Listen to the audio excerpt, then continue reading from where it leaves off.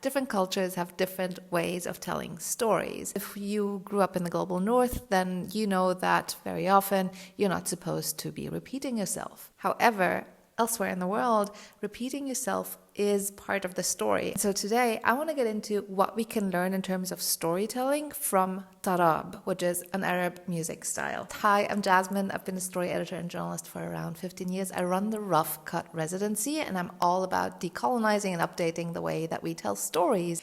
Also, I am part Egyptian, part German, so this is so much fun to get into for me. Let me introduce you to Kulthum. That is, if you're not Arab, because every Arab knows Kulthum.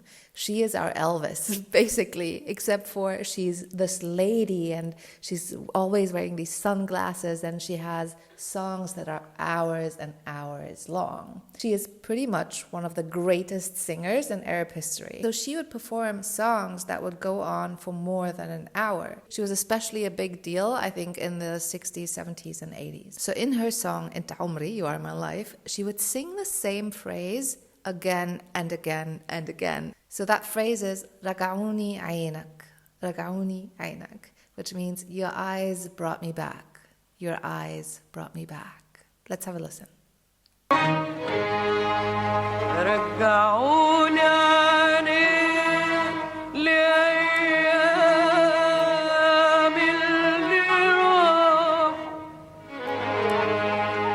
She would go on like this for 20 minutes. So why would she repeat herself like that?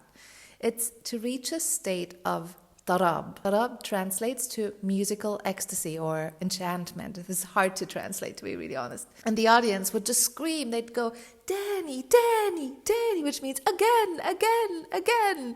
It was such a big deal. Because think about it. I don't know if you've ever read philosophy, but the first time you read it or the first time you hear a line, you will understand the words. You read the words, right? But then the 10th time, you start feeling the soul. The words won't even mean much anymore, but there's something that really reaches the inside. So what can you take away from this amazing Arab singer?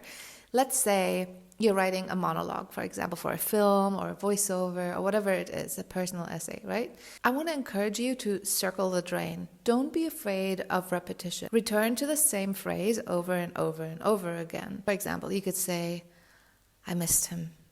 God, I missed him. I missed him.